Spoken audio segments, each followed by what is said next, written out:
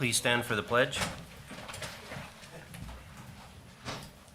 I pledge allegiance to the flag of the United States of America and to the republic for which it stands, one nation, under God, indivisible, with liberty and justice for all.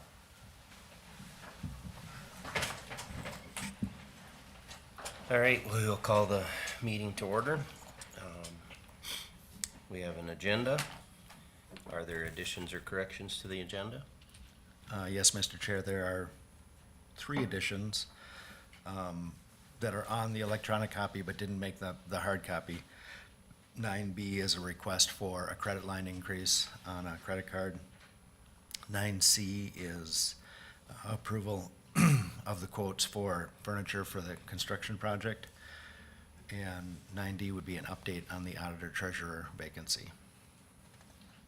Do you want to add a? Yeah, we should add that, yes, definitely. Okay. I'll make a motion to approve the, Steve's got to add that one. I would like to add one more item and a letter for MRC. That would be 9E, I believe.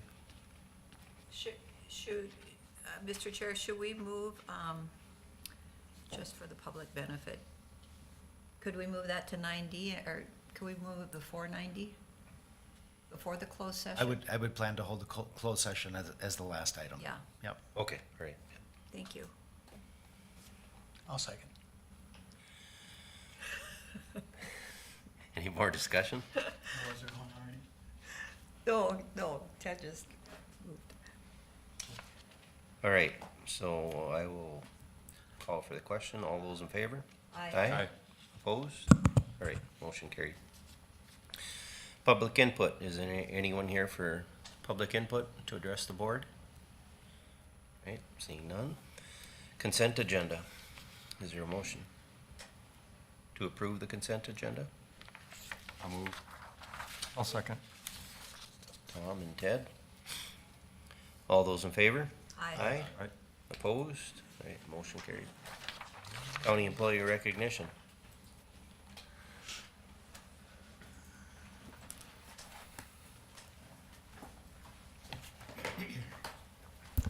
Good morning. Morning. Before I get into recognition, I'd just like to give a quick update on the job career fair.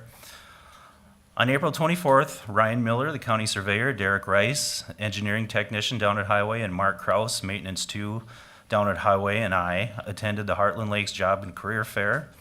We were able to connect with 53 high school students from freshmen to seniors. Ryan, Derek, and Mark were able to bring some equipment that they use in their daily jobs. Ryan brought some handheld surveying tools, and Derek and Mark brought some literature describing the positions at Highway, along with a total station and a drone that is used for surveying. All of these things were very valuable in educating the students about potential career paths that they may not have otherwise considered.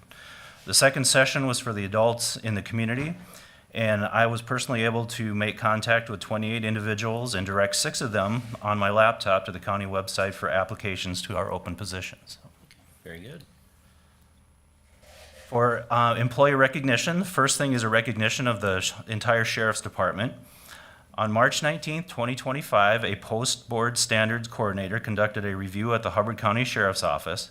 The Minnesota Board of Peace Officer Standards and Training is the occupational regulatory agency charged with the vital responsibility of maintaining selection, education, and licensing standards for over 400 Minnesota law enforcement agencies that employ over 10,500 peace officers across our state. While the Post Board performs many functions, a significant portion of its responsibility is dedicated to conducting compliance reviews of Minnesota law enforcement agencies to ensure that they are meeting legislative mandated training and department policies on use of force and firearms training, emergency vehicle operation and pursuit driving training, and mandated department policies. After a comprehensive review of their records concerning mandated employee training and department policies, the board informed the sheriff's office the department passed the review. Ensuring all law enforcement agencies around the state are in compliance plays a pivotal role in maintaining the high level of professionalism that we have enjoyed in Minnesota for many years. As a result, that professionalism translates into quality law enforcement services for the citizens of Minnesota. We recognize the Hubbard County Sheriff's Department for this important accomplishment. For employees in the county attorney, Grace Bauman, Assistant County Attorney 1, began the full-time position on April 21st.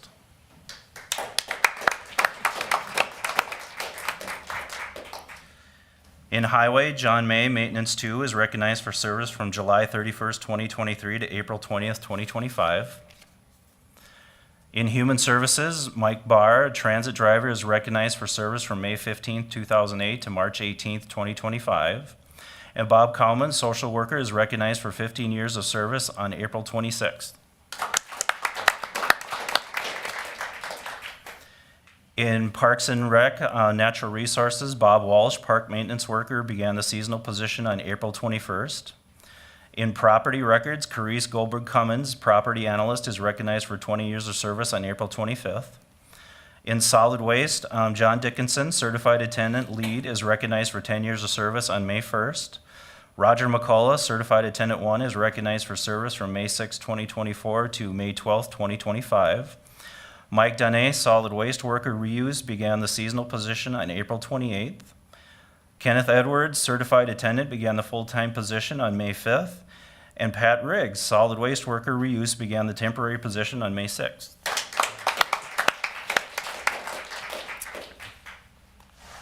Thank you.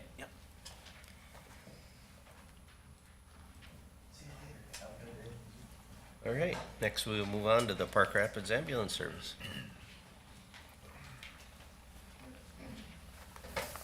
Thank you, Mr. Chairman.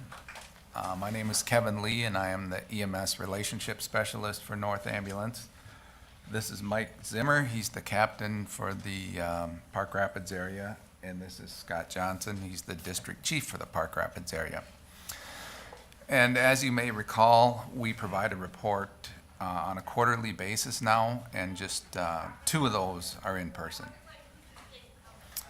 So for the first quarter of 2025, and as far as our staffing is concerned, we have the 1 truck that is on duty, or the 1 crew that's on duty 24 hours a day, 7 days a week, and then we added a 2nd crew from 1 p.m. to 1 a.m.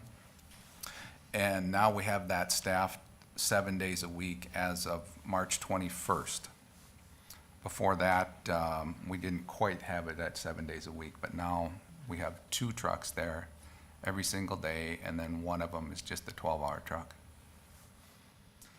As far as volumes are concerned, during the first quarter of 2025, we transported 392 patients, and during the same time period in 2024, we transported 460 patients. So we were a little bit busier last year, but for whatever reason, it's been a little bit slower throughout the system this spring. That sometimes there's no great explanation for these things, and but it's been slower this spring in the Brainerd area too. So Well, that would be a good thing. it is a good thing. Absolutely, that's right. As far as the part-time ALS report is concerned, as you probably remember, we have a part-time ALS license here now, so that if we have situations where we can't find a paramedic due to staffing issues, that we can have 2 EMTs together on the ambulance.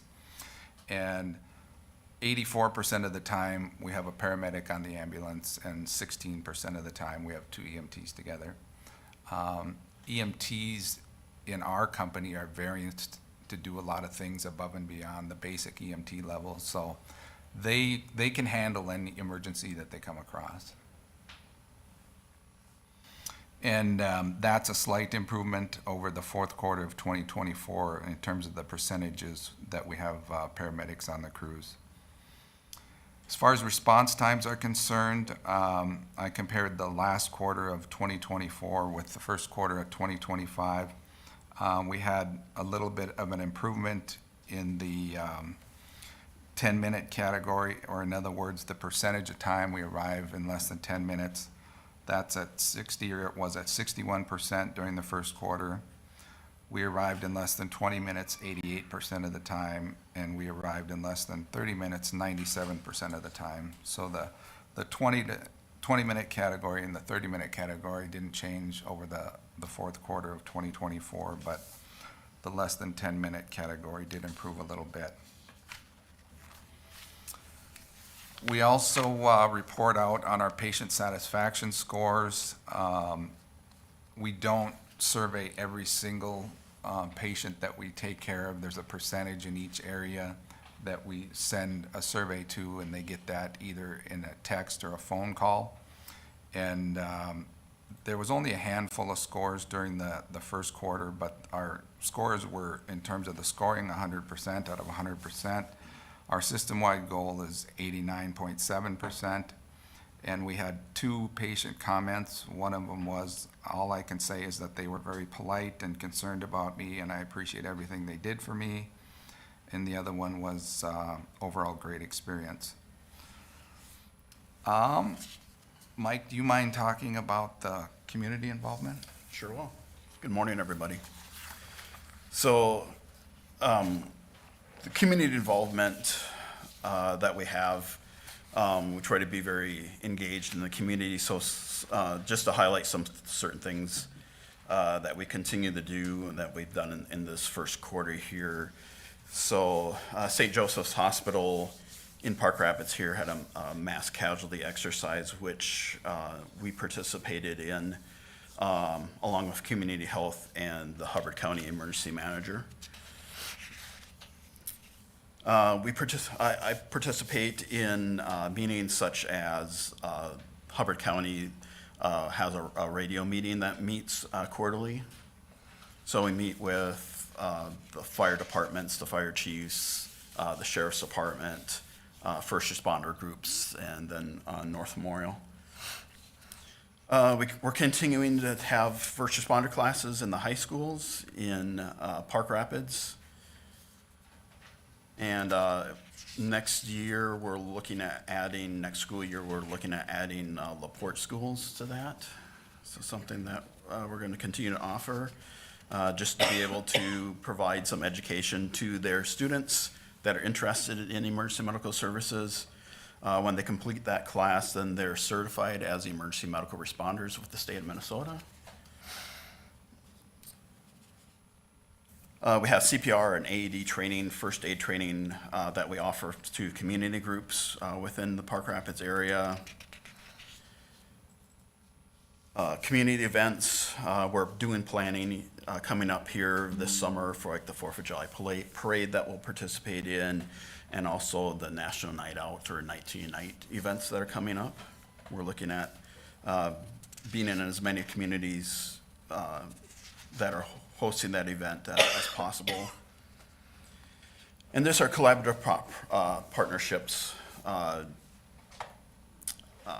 meet with administration at St. Joseph's Hospital every week just to make sure that we're working together to be able to provide the best care for our community as possible.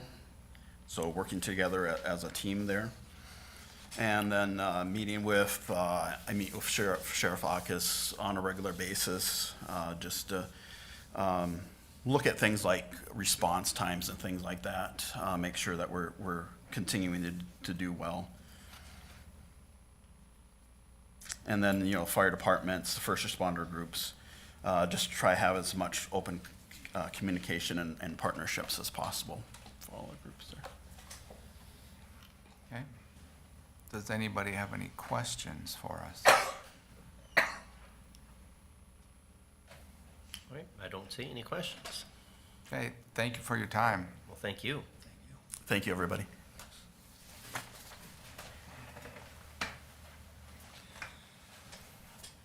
Okay.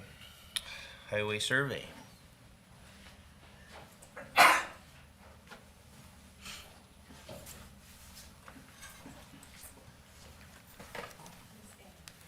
start with you. Stand right here. I will grab a signature when you're all done. Okay. Right here. And this is Katie. She'll give you your oath. I, Andrea Walowski, do solemnly swear or affirm that I will support the Constitution of the United States and the Constitution of the State of Minnesota, and that I will faithfully discharge the duties of the office of Engineer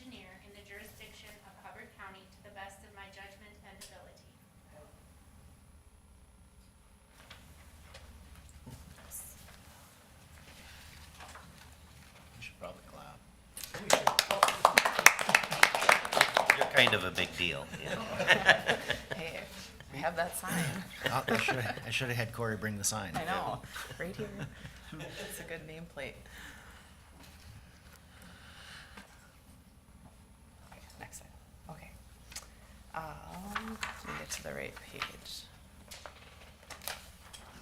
So yeah, this first item I have is to review a quote that we received to install a mini split air conditioning unit at our north shop.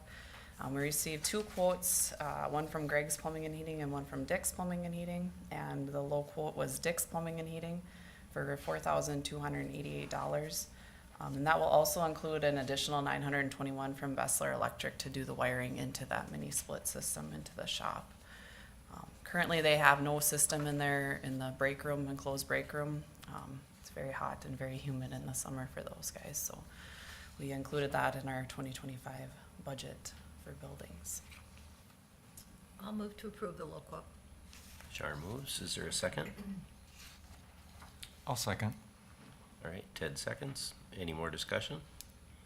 All those in favor? Aye. Aye. Opposed? All right, motion carried.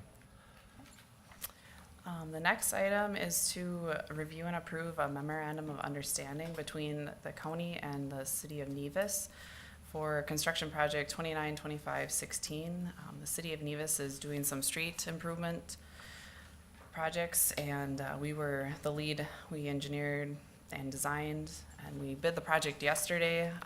We asked that the city approve the quote first before I bring that to the board, but this is just the agreement between us and the city in terms of engineering, financial, and what we will cover in the project for when it gets going. I'll move to approve. Okay, Dave moves. Is there a second? I'll second. Tom seconds. Any more discussion? All those in favor? Aye. Aye. Opposed? And the last item I have is to review and award the state project SP 088072003, which is our District 2 pavement marking using HSIP dollars. It's adding the 6-inch edge line striping to the roads.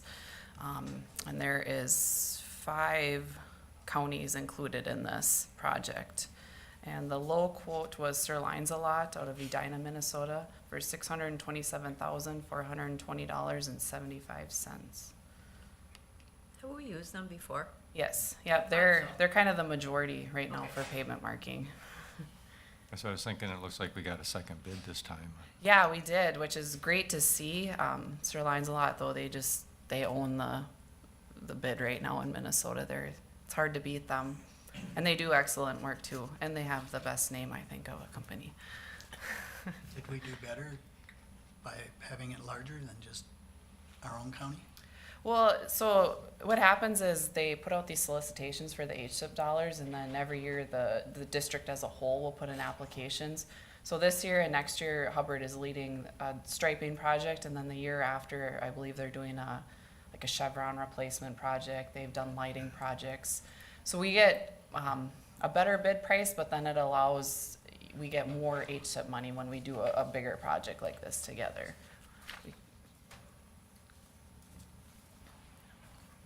I'll move to approve. Okay. Low quote. Char moves. I'll second. Ted seconds. Any more discussion? All those in favor? Aye. Opposed? All right, motion carried. Thank you. And then Adam did just have a update for construction.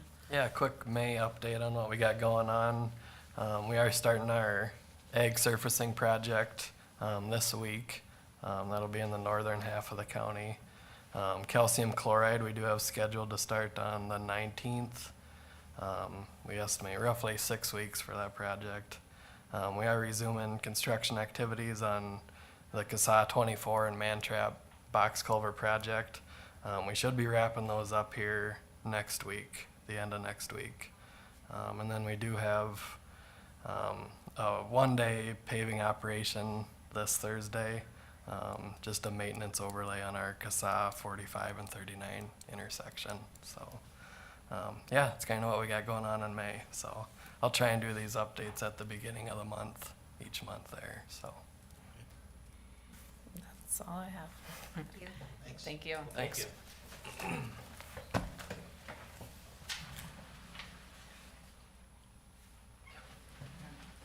Natural Resources? Morning. Morning. Morning, First, I'll just say we have some good news. The 106 group got their license, so archaeology work will tentatively start on May 19th out at Deep Lake. So, yeah, finally.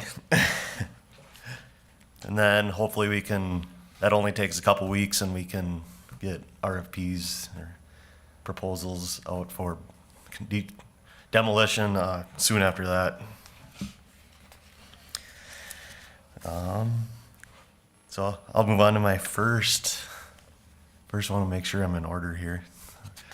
Okay. The first item I have is to review and approve a quote for materials, tools, and labor for construction of a concrete apron.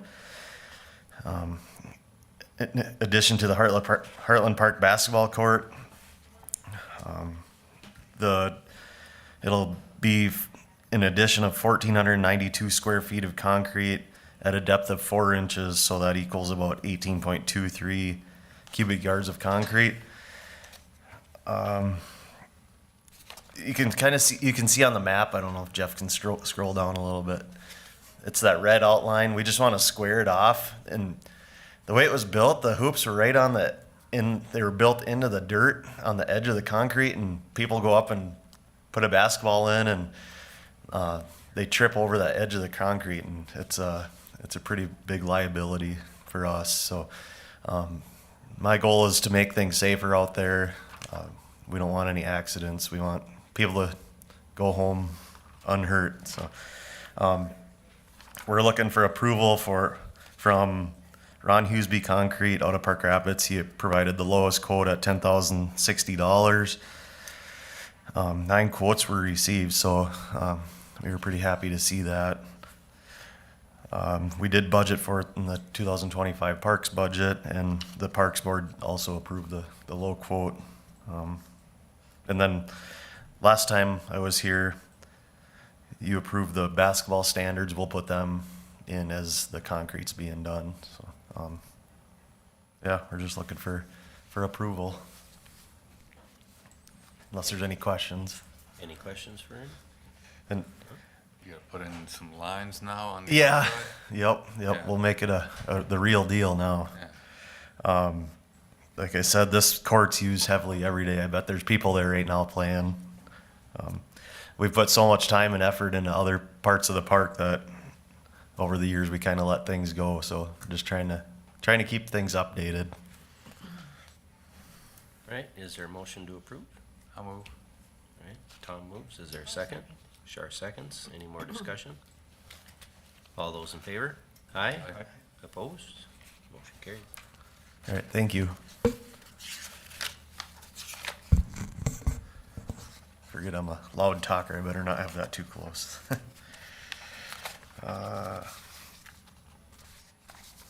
The next item is the yearly forest preparation quote. So the site preparation includes disc trenching, which produces the rows that are planted along. And then they also do herbicide treatment to control the thistle and the brush that grows up that competes with the small pine trees. Like usual, we usually only get one quote. It's kind of a specialized service that we get. It's Future Forest Inc.'s out of Askov, Minnesota, and they provide both the disc trenching and the chemical treatment. So that's $6,660 to spray and trench the 30 acres, and then the chemical costs are $1,498.15. Looking for approval for the 25 site prep. We've used Future Forests in the past. Yes. Does this seem like a reasonable? Yeah, bid? yep. And there's really no competition for them. I don't really want to tell them that, but, but yeah, that's reasonable, and, yeah. I'll make a motion to approve. Okay, Ted moves. Is there a second? I'll second. Tom seconds. Any more discussion? All those in favor? Aye. Opposed? Motion carried. All right, thank you. And the last is just a review of the April 14th, 2025 timber auctions. I promised I'd bring it to show you. Went very well. 12 out of 12 tracks sold. We're seeing really good value in our timber still, especially for spring. Spring can be a pretty slow time for loggers with wet ground, but we still saw really good prices. Sold for a total of $418,686.97, and that was almost $130,000 over the appraised value of the timber. And the average timber value per acre was $718.47. And the next auction will be in July. That'll be our third auction of the year. So seeing really good prices and nothing going down yet, so that's good to see. Are there any sales from the last cycle that haven't been accomplished yet that you have concerns about? No, we had one that we ended up extending because one of the Foresters sales cut way over than he expected, so it took a lot more time, so we only had to extend one sale for a year. They should get it done here pretty quick too, so. Very good.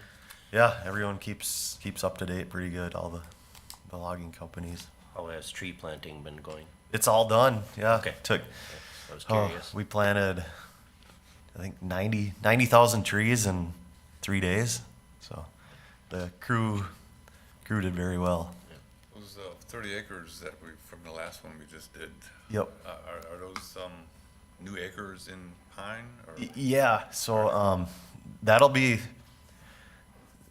I came to you guys and approved 30,000 white pines a while ago, and that 30,000 white pine will go into that 30 acres. So it'll be new sites of white pine. Oh, wow, yeah. Yep.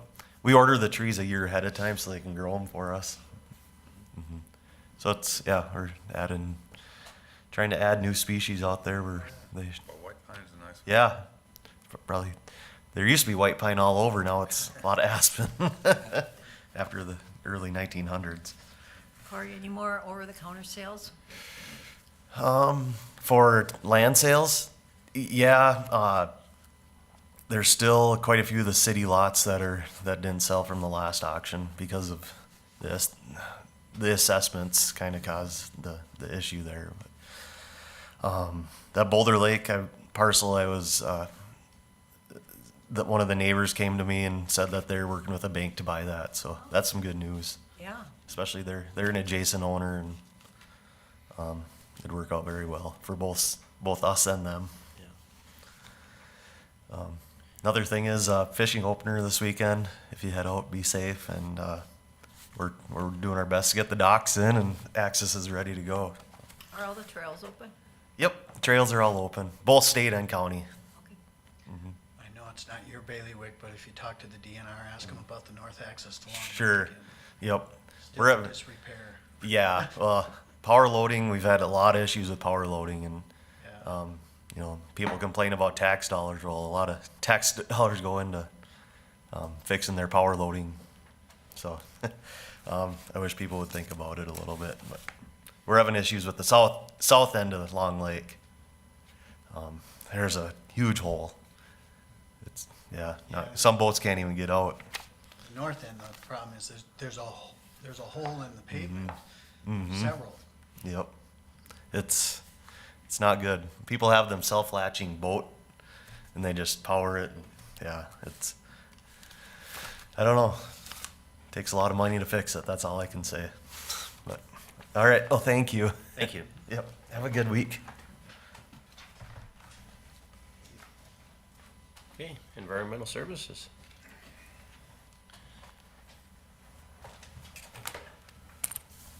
Good morning. Morning. I've got one agenda item for the board this morning, and that is, we've got a estimate from Pro West and Associates in Walker to assist us with getting a redundant GIS server installed for the dispatch center and the law enforcement building. Because they're on the BCA network, that has to be an entirely separate thing from the standard county networks. And so we've had issues in the past when our server goes down for whatever reason, then dispatch is dead in the water as far as having GIS functionality. So we've got a grant from the state that we need to expend by the end of this state fiscal year. And we've got funds remaining in that grant that we can use to cover the cost of this project, which would be to install a separate server on the BCA network to provide GIS services for dispatch. And then it will also be set up so that the data on our main network GIS server will be copied, pasted over to the BCA server so that they are able to keep the data that they're using current as well. So we're seeking approval this morning for that estimate from ProWest for them to do that work for us this spring. Okay, any questions? All right, Move to approve. Dave moves, is there a second? Well, I'll second, and actually, I was surprised to read that this had been like this. It's an integral part of the next gen 911 as it keeps rolling out. Okay. It's, ever seen the, literally in the squad car when they dispatch. Eventually, if not already here, a full map comes up, location data, how to get there. Yeah. Lots of information can be conveyed. Yeah, and mostly the GIS and the dispatch is more support elements, so it's the actual like data points for the locations are already in the system. This is more showing our road layers, showing our parcel layers, stuff like that, that isn't necessarily automatically uploaded into the database, so. Yeah, but it's very useful for them when they actually do have an emergency to know where that address point is, where visualize it on the map, where the roads are, stuff like that, so. Especially new deputies or something that aren't familiar with the area. Yeah, and the fact that the Googles and all that stuff don't use our data so that it's not accurate, so. No, you can't get to my house using Google. No. It just stops. That's a good thing, isn't it? So unless we really want them to come. Yeah, but that's a whole nother conversation. So. All right, we have a motion and a second. Any more discussion? All those in favor? Aye. Aye. Opposed? Right, motion carried. Thank you. I just have, so I'm on the Potato Lake Board, and we had a meeting last Saturday, and I just want to thank you guys for, you've been working very well with COLA about the AIS issue and trying for all of us to be proactive, not only with what's happened with the zebra mussels, but then preventative down the road. So Ken had a sheet there, it's a double-sided sheet, half page that you guys are printing up. Is that you guys, or is that COLA that's doing that? Because it's really nicely done. I'd have to see it to know exactly. Okay, and I don't remember what it, but very informative. So anyway, whatever your part has been in all this, I thank you. Because I know you're doing your best to help protect the lakes in Hubbard County. Yeah, and we'll see what happens with the state Yeah. funding situation. Yeah. Okay, well, thank you. Thank you.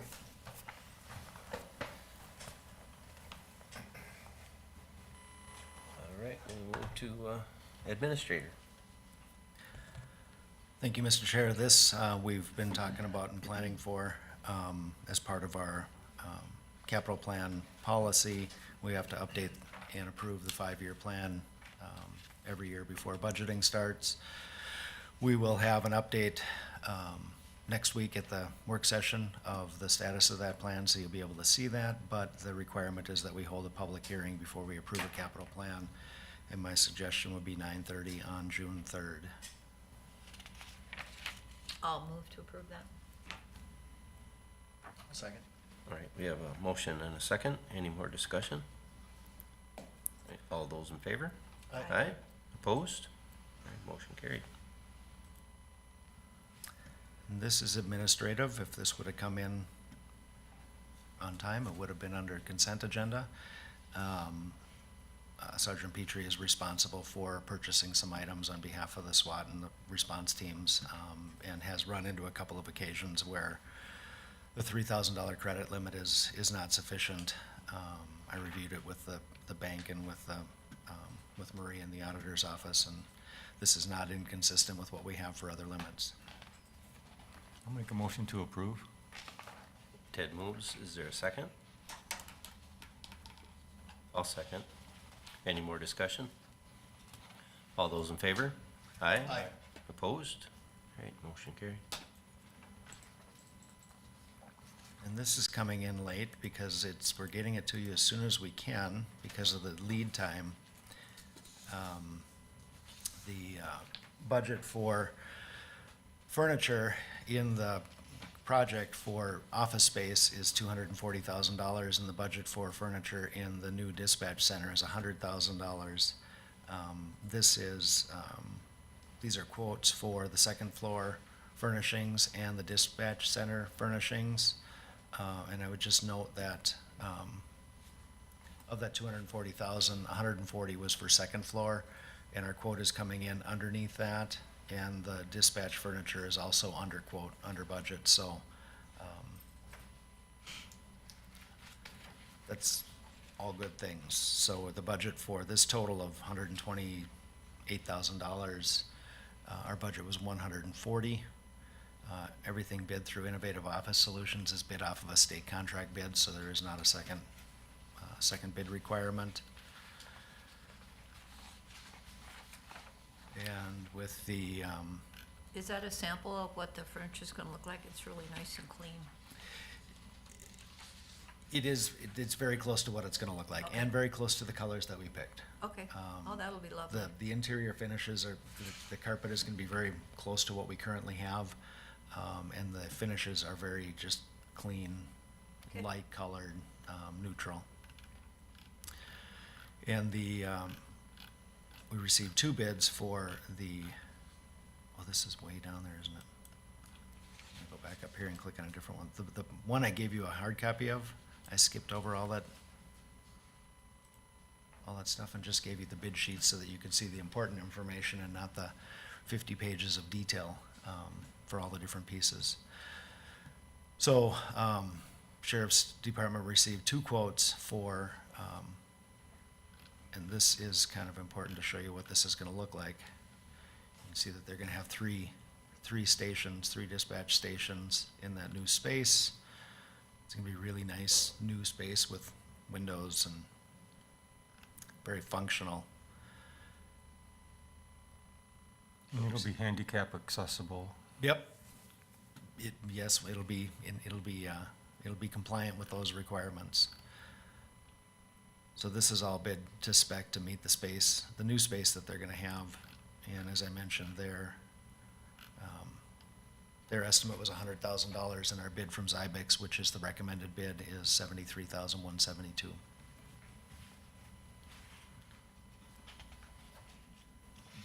Do we want 2 motions or just one big motion? We could do it, this is a single one. Okay.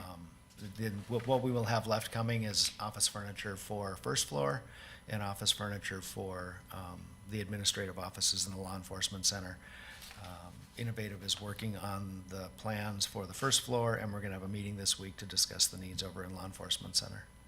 I have a question. Will there be a need to put the furniture together? No, this includes assembly. It does, okay. Yep. I'll make a motion to approve the low quotes. Right, Ted moves. Is there a second? I'll second. Dave seconds. Any more discussion? All those in favor? Aye. Opposed? All right, motion carried. And then very briefly, I wanted to provide an update on the vacancy for the auditor treasurer position. Upon the date of first review, we did not have anybody qualified to interview for the position. And at that point in time, I reached out to a number of vendors to give us a quote to do a targeted search for that position. I did get quotes from Clifton Larson Allen, from MGT, and from David Drawn Associates. In the meantime, we did get a qualified applicant, an internal applicant who has applied for the position, and it would be my recommendation that we interview that applicant before we determine if we're gonna do a search or not. So, if there's consensus that that's what we would do, what I would ask is which two commissioners want to be involved in an interview and have time later this week to do that. I got some time. Tom would like to be part of that? Anybody else? My week is pretty open. Okay. Pretty busy this week. So if we, after this meeting, if we take a look at calendars, I think my Thursday and Friday are fairly wide open. I think Wednesday afternoon is good too. So it would be good to do that, get that done and know where we stand with that. So after the meeting, we'll look at calendars and try to schedule that interview.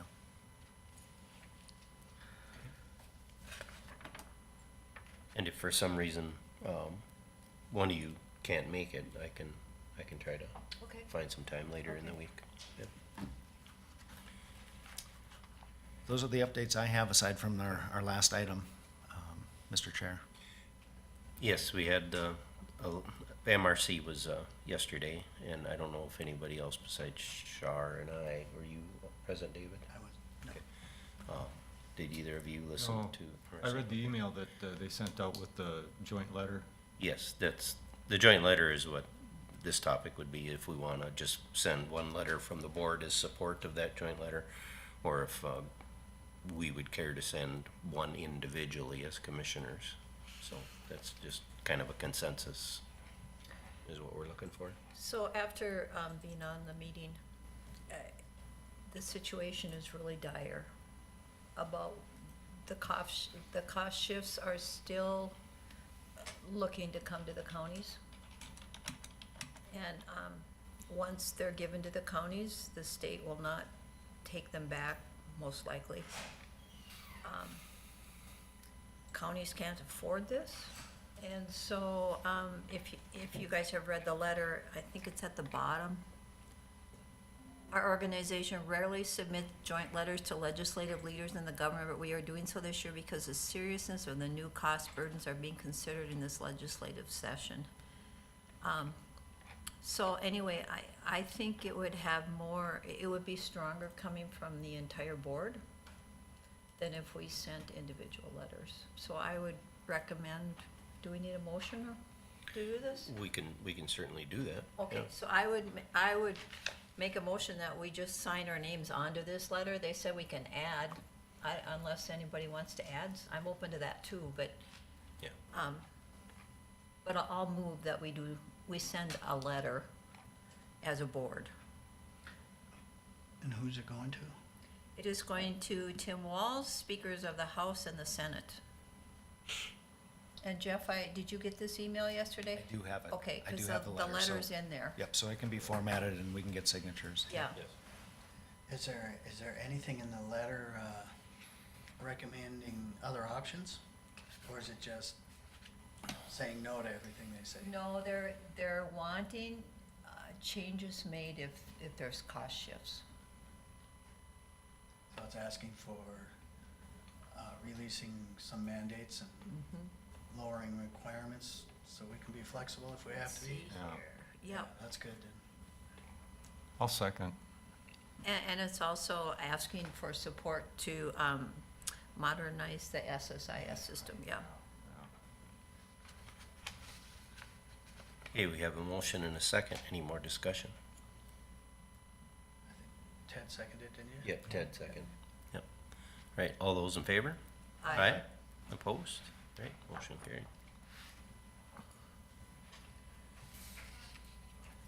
Okay. Now we will move on to a closed session. Yeah, Mr. Chair, the next item is a closed session pursuant to Minnesota Statute 13D05, Subdivision 3, attorney-client privilege, to discuss threatened litigation. And I would ask for a motion to close the open meeting. I'll move. I'll second. All moves. Ted seconds. All in favor? Aye. Aye. Aye. Opposed? Right. Give me a second to close the meeting.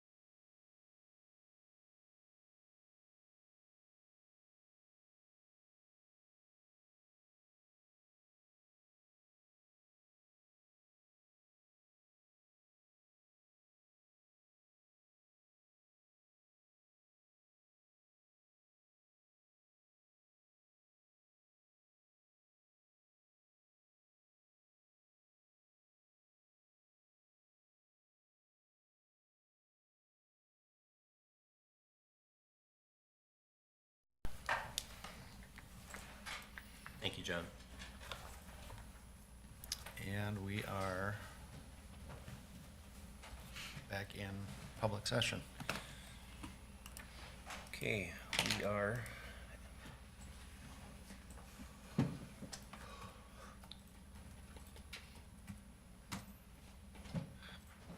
at committee reports, I believe. Well, could I start committee? Is that okay? Yes, you can. Okay, so Steve and I attended MRC yesterday, and I wrote down a bunch of things which Steve wasn't able to do, so I said I would report on that. So we had Representative John Kosnick. He's District 57A, which is Lakeville and parts of Dakota and Scott County. So he's chair of the transportation. I'm just gonna go through what he gave yesterday. The transportation bill has no new general fund money. And they went through and repurposed projects. So projects, every project that was listed in there, they gave it a green, yellow, or a red light. And so they funded the ones that had the green light, ready to go, and that was 100 million plus. The yellow light, almost ready, and the red light, they didn't even look, they didn't put any money towards that because they're just not ready. And that passed at 63% of the votes, and so that was done in place of a bonding bill. Included in that is Duluth has, there was 10 million out of the 14 million asked for a new airport tower. The Metro Transit, money was reduced there because there was a sales tax increase in the metro area to fund that instead. Greater Minnesota Walls is asking for a $16.4 million reduction, and the House instead reduced it by $6 million. These are all proposed, you know now, okay? Passenger rail, they took out $4.4 million, which leaves $1.3 million. And then the Blockneck Bridge, I'm not sure where that's at, I didn't even Google it, but they were asking for 65 million and suggested funding is 30 million. That's Duluth. Is that Duluth? The High Okay. Bridge, yes. Oh, is that what it, okay, thanks. And they have a new thing called resilient, and I couldn't get the second word, I'm not sure if it was pavement or something to do with roads anyway. And what they're doing is they're upscoping, so they're using a higher standard, which will hopefully double the life of the road. And so they're dedicating 25 million per year for the next 2 years for that. Which adds a 1% cost to the construction, but obviously would pay for itself if it doubles the life of the road.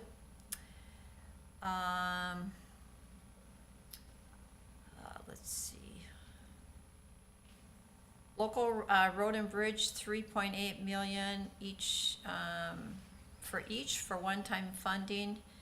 Municipal state aid, that increases, he didn't have a dollar amount on that. Delivery tax, so the new delivery tax, when they passed that, they did not remove the construction materials for road construction, and so that's part of the bill, they're exempting that. That was 100% agreement on. For the Met Council, there's a reduction of 20 million per year because of the sales tax. State Patrol, recruiting and retention. I didn't even know this was under the transportation, so that was didn't interesting either. to me. The State Patrol was requesting 2 new academies. They're funding 1, and it costs $280,000 to train a trooper. Yeah. And then one thing that they didn't get a movement on was they wanted changes to the implementation of the greenhouse gas mitigation. And they wanted it delayed by 12 months because the answers to what it's actually accomplishing have not been answered. The state is saying that if that's implemented, it'll increase costs per project 5 to 30%, but county engineers are saying it's gonna be over 40% for a cost increase. And already MnDOT has a funding gap in the next 10 to 20 years of $100 billion per year. So adding this greenhouse gas would be a further problem. So he talked about that. Britta talked about bills. And that was in our legislative report.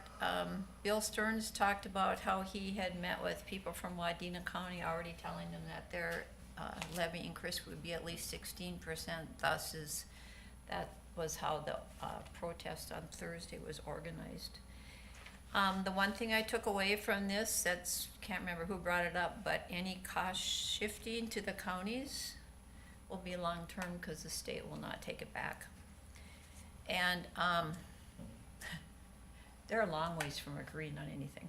Yeah, I don't see how they can accomplish their budget goal by May 19th. No, I just don't see it. no.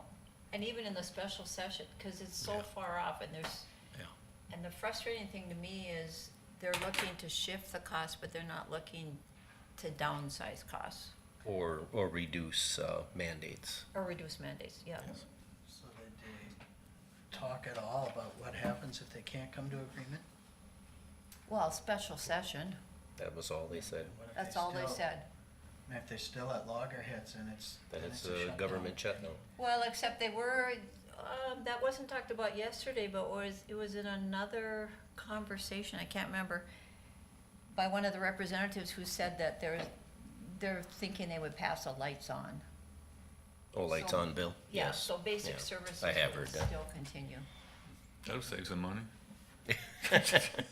But it's all gonna be taken away if they have to have a special session. You have to pay them extra for being at their special session, because they can't complete their work when they're supposed to complete it, so I don't know, Cause they just don't look like they're gonna be able to come to, at this moment anyhow, and I don't know what the leverage is for anybody to really move right now. Doesn't seem to be any. and it's not an election year, so they don't have to move if they don't wanna move. The hope people will forget. Yeah, Well, and people without won't a lights forget on. because they'll see it in their property tax bills. It'll be a lasting increase if it happens. It's gonna be a lasting increase, yeah. Without a lights on or CR or whatever, it would be a train wreck for everybody. I did get, I don't know if you guys get Paul Upke's updates, I did, and so he just reminded in his last update that any Medicare and Medicaid reductions at this point are not coming from the federal. That it's state that is doing that, and so they can't blame the federal for that, which I'm gonna go right into Prime West, and so we had a Prime West meeting, and because of litigation, I couldn't share this before, but it's been, there's been an agreement made. So in 2024, for the non-emergency transportation, it was $9,387,366. $9,387,366. There was found that the main company that we use for transportation billing, there was fraud involved. So that was reported to the state, so the state's supposed to be investigating that. And what happened with the fraud was they would submit the claims they got from the transportation drivers, and Prime West would pay them without invoices. So to make a long story short, there's been an agreement reached. Prime West has to write off $4.1 million as uncollectible, and then the other dollar amount that was not legitimate, this company is paying over 3 years. And then the rest of the fraud, waste, and abuse is being looked at by the state. I wanted to share this with you because this was the Medicaid losses for 2024. So I'm going to share the loss and then the per member per month cost, because this is all of the insurance companies in the state of Minnesota. So Prime West Health lost $27,356,922. That's a cost of $45.41 per member per month. Blue Plus lost $60,850,103. I'm not going to go the rest per member per month. Hennepin County lost $53,593,876. Health Partners lost $77,197,218. I Am Care lost $7,502,657. Medica, 48,057,320. South Country, 8,128,511. UCare, $315,063,795. Why I share this is every single insurance company in the state of Minnesota is telling the state that they don't have reimbursement dollars for Medicaid, which the state of Minnesota sets for the companies to keep covering. So no one knows what's gonna happen, other than some might quit and some other insurance company will have to pick up, but this is not sustainable, and so, anyway, that was that meeting. The other meeting I had was Mojave, and we got a price for, the tiny home construction by New York Mills. The price came in extremely high. I've talked to some contractors, and it's because the units are 432 square feet. So if they were building much larger, it actually would be much cheaper. Per square foot. Yeah, per square foot. So I'm on a subcommittee that we're gonna meet next week with, like 4 or 5 other people, and we're gonna try to figure out if we can do something different. Like one of the things in the, for the construction costs currently was to bring in pre-constructed walls. So we're gonna look at stick-built with foam insulation, stuff like that, so. Why are they looking at fabricating them versus just buying them complete? Well, that's a good question. Yeah, that's one of the Yeah. things we'll have to explore also. Yeah, Because they're easy to move. yeah, they are easy to move, yeah. And then, you can talk about HLDC? Yeah. Okay, that's what I have, thank you. Okay. David, did you wanna go next? HLDC, we talked, the job fair went well, as you heard, good turnout. Heartland Heights Housing Development, we're waiting on archaeological stuff to be done there too, so that's slowing that process down, so hopefully they'll get to that soon. Otherwise, we're kinda getting close to ready to start working on the infrastructure Oh, in there. you know what, that reminds me, there's dollars. Oh, there's a transportation economic development grants. There's $30 million in there for that. And were you on the call when they talked about that? Because No, I don't recall that. that was money for roads that has to do with economic development, and I was gonna talk to Andrew about that to see if that would qualify for a roundabout down where the apartments and where the new housing development would go in. Yeah, can you make sure you forward that to Mary? Yep, I sure will.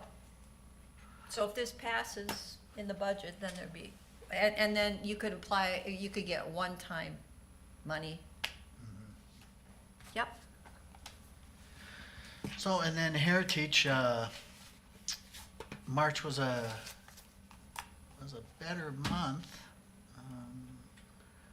EBITDA for March was $73,931 in the good. So for the year, our EBITDA is still positive, $326,542. We had a few negative months, so our cash balance as of 9/30, which would be the end of our fiscal year, was $527,433. As of March 31st, it's $143,308, but that should be increasing now that we're getting positive EBITDA. And the census is doing pretty well. As of April 18th, the Manor was 25 out of 26, but is likely 26 out of 26 now because there's a couple move-ins coming at the end of April. Heritage Cottages is 16 out of 18, but they have double occupants in 2 rooms, so the census is actually at 18, which is 18 out of 18 apartments. And Heritage Living Center is as high as it's been in quite some time. It's up to 42. So the trend is in the right way, and we're still waiting for ERC money to come in. Hopefully we'll get some by the end of the year. Otherwise, based on the projections of the way things have gone because of the reimbursement cuts, we'll probably be short of cash flow by about $500,000 in for debt service. We'll probably be short about $500,000 if things continue. If ERC money comes in, we could be good. So we're making a push right now to try and, I reached out to Stauber's office and asked about if they could look into it. I happened to be in North Dakota for a convention, and I ran into Senator Kramer and asked him the question on why these things take so long. And some of it could be caught up in the Doge stuff. But yeah, if we can get a little pressure on the bureaucrats to release the money, it'd be nice. So we've been waiting 18 months now, and we had to spend over $100,000 to process the application. So that's what I have. Okay. I'll go next. I had the Leech Lake River One Watershed One plan. They're moving through the final stages, and they're gonna bring the actual developed plan forward here after some consultation to finalize it and move forward from there. They're gonna document their successes and so forth throughout the last period of time. So that'll be coming forward. We had an ambulance service district meeting. We had two proposals for services. The last minute, one organization withdrew their proposal, so North was the only remaining proposal. So the Walker County staff is entering into sort of a negotiation about the finalizing of the contract and so forth, changing the timeline of the contract as far as the term of it. Instead of a 5-year, we're looking at a 2-year obligation for the contract, and that would coincide with the Longville Ambulance Service District renewal. So there'd be technically two districts available for proposals at that period of time. An extension, we just got to meet the new administrative assistant. She seemed all fired up, ready to go, hit the ground running. She's actually, I think she said she grew up in, it'd be probably Otter Tail County, like back Hillview in the Butler area, if anybody knows that area. So that's where she is originally from. Just decided to transition into something a little bit different. She's actually got a housing background, which was kind of surprising. So it was kind of interesting. And there was nothing else really significant at extension. And that's all I had. Next. Well, I had a Parks Board meeting. The dog park area has been mulched, and we'll be herbiciding it, keep the weeds from coming back, and then seeding it in preparation for use. Fencing will be done next year. It'll be in the budget for 2026. I think I saw the expenses that benches were purchased for that. When I looked through the auditor's list of expenses. I don't know. That wasn't for the dog park, I don't think. Oh, I wonder if that was for, okay, I'll have to look it up. Yeah, it Okay. wasn't for that. It Because could it's have not been gonna for- open till next year? The fencing, yeah, it'll be in next year's budget Okay, for the dog park. Okay. But it's gonna be able to be used this summer, you just won't have a fence. okay, I'll look up. Okay. I'm curious to see who the benches were for. Okay. And then at Deep Lake Park, the survey work has begun for surveying out the road going in and also the parking area. Of course, you've already heard about the archaeological work. It will be starting soon. And then I also had an SWCD meeting. They are working on updating a resolution with the local units of governments, including us, on WACA, that's the Wet Areas Conservation Act projects. And then Freshwater Festival, we're coming up May 21st at the Boy Scout Camp, 9 a.m. I'm planning on going. They invited you, I think, yeah. That's a fun one to go to, because the kids are really interested in learning about nature. what I had on mine also, the ambulance board, maybe I can add one other thing, that contract that Steve was talking about is under negotiation. That should be ready for, we got a meeting scheduled for May 16th. Correct. Yeah, so that's when it should be ready for approval by the district board. And that's all I got. Okay. Ted? Let's see, I had HRDC, we welcomed a new member, Cole Nelson he's a council member from the city of Baudette. That was good to see, to have representation from, up at Lake of the Woods there, county. Also met John Carrier, council member from the city of Nevis.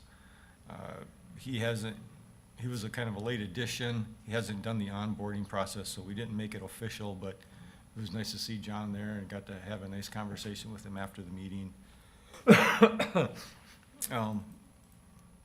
Let's see, welcome some new staff, and a mobility management update from Tammy. She had been to a conference and learned some stuff there, of course. There again, ongoing stuff with the budget this time of year. That was HRDC.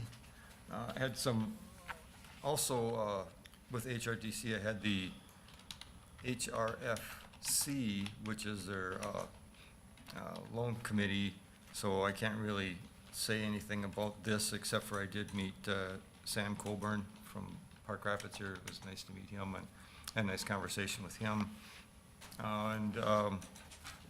Also had another meeting with HRDC, but that was the executive committee.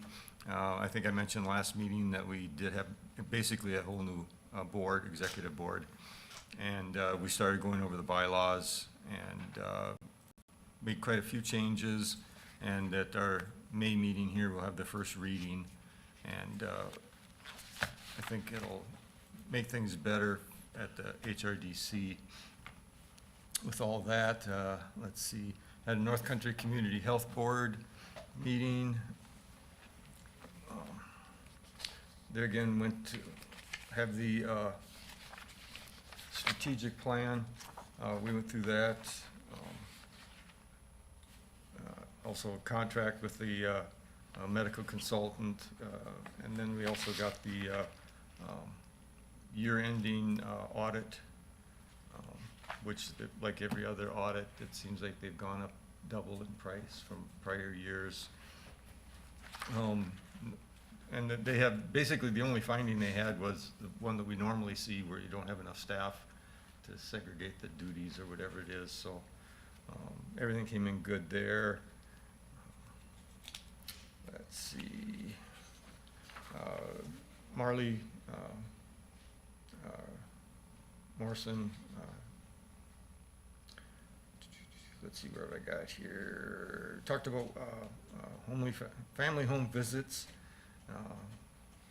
We also talked about, should make my printing taller so I could read this here. Still talking about COVID a little bit. Trying to find my numbers here.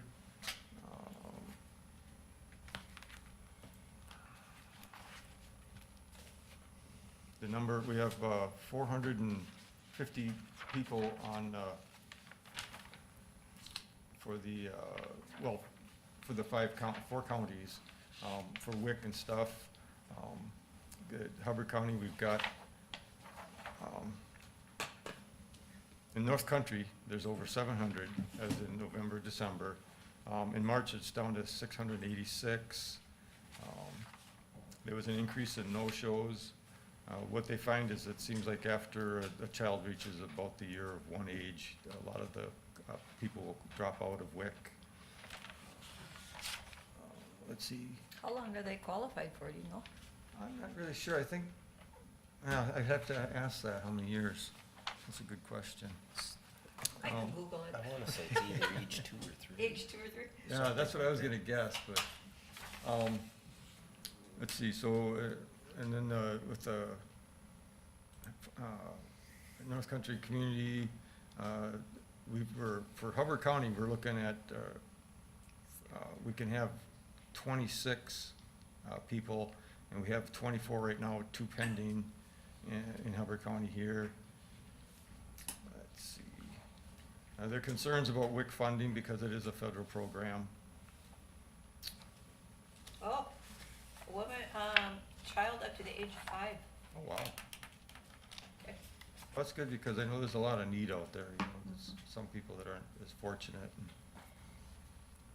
They applied for an outreach grant, for, and let's see, I guess that's really about the highlights here of the North Country Community Health Board stuff.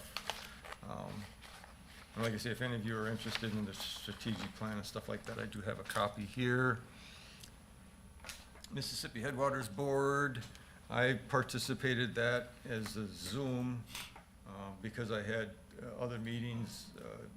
We normally meet in Walker, but this time we met in Bacchus.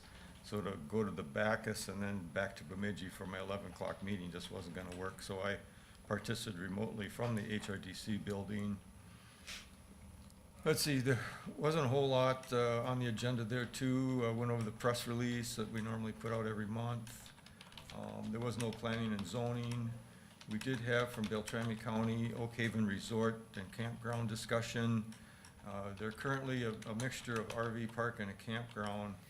And before they go through all the process, they're looking at taking out the lodge, turning some of the cabins, taking them out and replacing them with RV sites. And so there would be, in a sense, there would be a total reduction in impervious surface, so that was good. But they had some questions. They didn't want to go through all the process, get approval from Frone Township, from Beltrami County, and then come to the Mississippi Headwaters Board and we throw something else in there. But it all seemed very reasonable. Like I say, reduction in impervious surface, so I saw some improvement in what they actually wanted to do. They're gonna tear down the lodge, which was kind of like the original lodge, then there was an outdoor pool, then they enclosed the outdoor pool, so it's kind of a conglomeration of a few buildings, a few add-ons. They're gonna tear that down, and then sometime in the future, they hope to build another building there that would be a lot less square footage. They wanted some kind of 10 to 15-year guarantee, which kind of hard to do. Like I told them, I said, if it comes 10 years down the road, would any of us on the current board for the Mississippi Headwaters Board be there?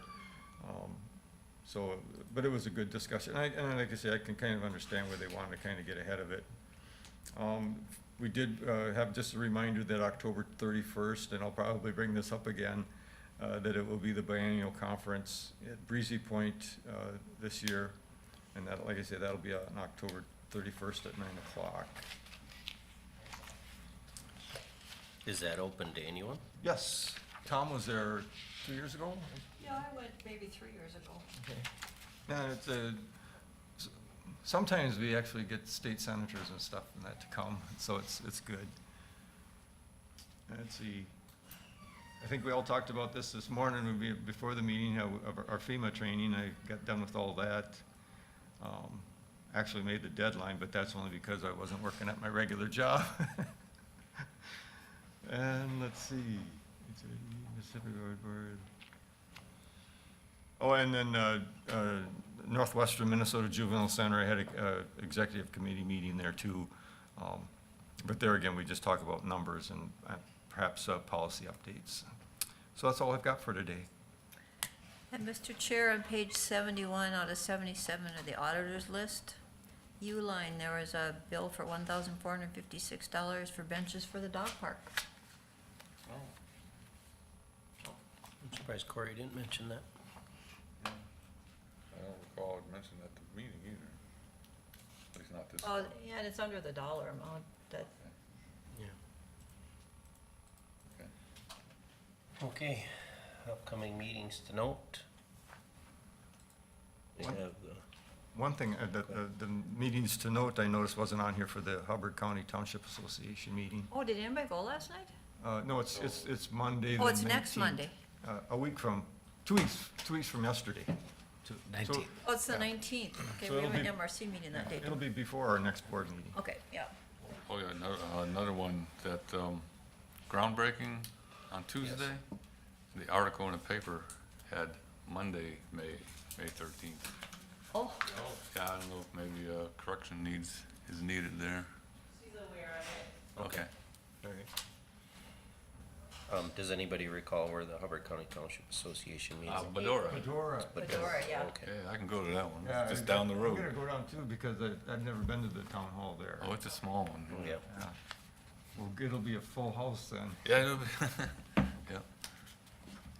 Make sure you use the restroom up in Bemidji or something like that. Hit Eakley before I go there. Yeah. All right, well, if there is nothing else, then I will entertain a motion to adjourn. I'll move. I'll second. Dave moves. Ted seconds. All those in favor?